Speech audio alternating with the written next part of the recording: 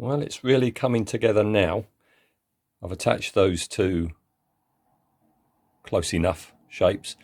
The smaller toggle switch has come. It's a bit too small now. I've gone from one extreme to the other. This one's a bit too small, but close enough. I think if that actually was the proper size, which is halfway between this and that other one, it would be too apparent that it's a toggle switch, and people might go, why is there a toggle switch on there? So anyway, that's on, and these are on.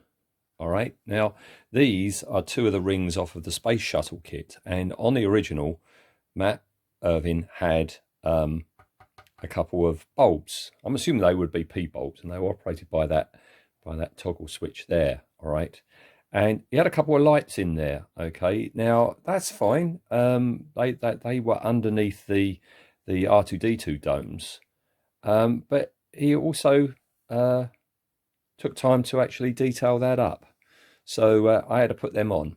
Now, putting them on, that was actually simpler than I thought. What I had to do is get one of the R2d2 domes, which is this one. Oh, by the way, I haven't said about this before, but the buyer on eBay that I bought this one from was a bit naughty in that he hadn't said that in the past he or somebody had tried building the kit, and there was glue shadows left over where the little camera things and that on the dome had been stuck on and pinged back off. So I had a glue shadow there, and a glue shadow there, and a glue shadow there, and it's gone now. I've had to rub it down, and as you can see by rubbing it down, I've got rid of the chrome plating, but that's all right. It's not too bad. So yeah, what I had to do was put that on there, and luckily the diameter of R2D2's dome follows that ring of circles, sort of like that, right? And what I did then was just, once I was happy with that position, which is about there, I just drew down with a pencil and mark that, and then remove that, and just put that in there, making sure that when that was in place, when I inserted my rod, this is my rod, look at this is from EMA, look how thick that is, and it's a metre long. I've got a metre long solid acrylic rod, right? And it has to fit in there, okay? And it has to fit in there because if I show you this incredibly rare photo, incredibly rare, I think it came by my friend Andy Spencer. This is a shot of the hairdryer ship being filmed. I don't know if you can tell, but you can just see the wires there. Not only is it illuminated, but there's a tube, a clear tube, so the light goes up it. I'm assuming that was tube rather than rod that Matt used. He just slotted it over the bulbs, and yeah, so that's that. I'm not illuminating mine. I'm not putting a bulb there, and it was just easiest when doing my EMA order to order some acrylic, and that's what I've done. If you see, this fits in there just right, okay? So towards the very, very end of this build, when I'm going to be sticking these on, which I'll be painting separately because I gold rather than the bronzy brown, then I'll be sticking those in. All right, so all right, as I say, we're almost at the end now. I think the next thing to do is stick that central thing in there, and then the X-wing prong on the top. Then that's pretty much my man handling of it done, so I can put the two little light fittings on the front. There is one more question to go, which is there are two kit pieces, one that goes there and one that goes there, and I'm pretty darn sure the one that goes there is a silver plastic piece off of the Airfix hovercraft kit. The big question is, have I got one? All right, so now I'm dealing with the undercarriage. And the undercarriage, don't know if you can make this out because it's clear, you should be able to. The undercarriage is made up of 3 medium-size Airfix aircraft stands. You can see the Airfix name there. Luckily, that's embossed on the inside, so that's not going to show.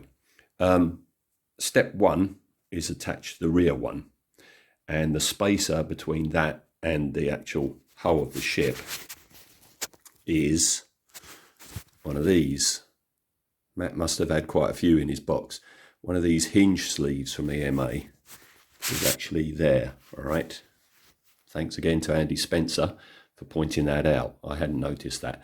Andy has got up close and personal with the original, and he's taken loads of photos. Yeah, my thanks to Andy for supplying me with loads of reference photos. So what I've done is I've super glued that on because regular polystyrene cement doesn't glue these EMA parts. So that's super glued in place, right? So that's the back one. And looking at the reference photos, there's 2 at the front. There's no photo that I know of the underside when all 3 Airfix stands were in place, but you can see them just there, and you can see them just there, and I've got one more shot. You can see them just there, and to me it looks like they are the very end, the pointy bits, this bit pretty much is in line with the end of the ship. So what I've got to do, I'll just put my phone down for a second. Right, next step, I've turned him over. Of course, I've only got the one on the below, like so. Next step, what I've got to do is get one of the stands and get an old bit of tube, and I've basically, can I do this one-handed? I've basically got to get it into position,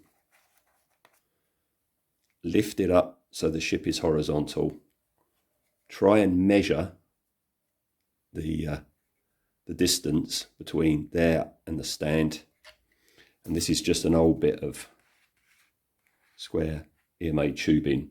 I'll cut that to size, what I think it is, and I'll whittle away, and when I'm happy that I've got the right height in that and that stuff, I'll transfer that over to some EMA proper round tubing which was used, and I'll be back with hopefully all 3 in place.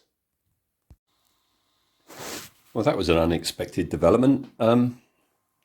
So you can see it's done, but it wasn't until I got one of these medium stands and put it there, ready for doing that thing I said about, that I realised these are far too big. Being a bit of an idiot and not spotted that it's a medium one for the rear, but it's actually 2 of the small ones for the front. All right. Let's show you another picture I haven't shown before. This is an almost complete shot of the underside with the stands. The rear one, quite early on, was damaged, and you've only got the little stub of it, the fat part of it at the back left. All right, so, and there's one missing here. So there you go.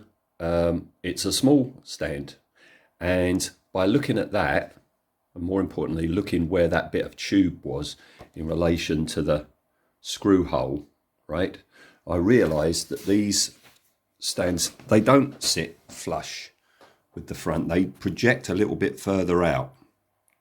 I've compared on other photos as well, and that is right. They are sticking out slightly.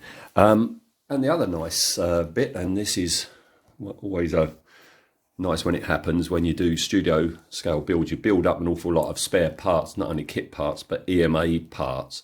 And this tube that Matt had used is EMA round tube, and it's just the size to fit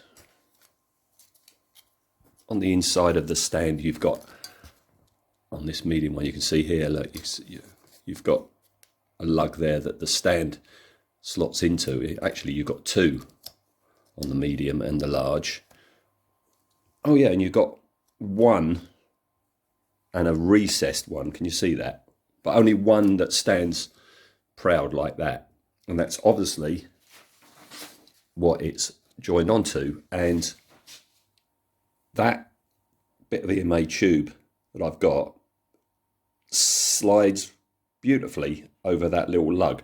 So this must be the size of EMA tube that Matt used, and I've still got an abundance of it. So there we go. The glue's just setting on that, so that's the underside done, which is great. So next step after this, we're nearing the end. I've got to put the central bit that goes in there on. Once I've done that, I can put the X-wing prong on, and then these two EMA lights, and then these rather mysterious balls on the top, and we'll be ready for primer.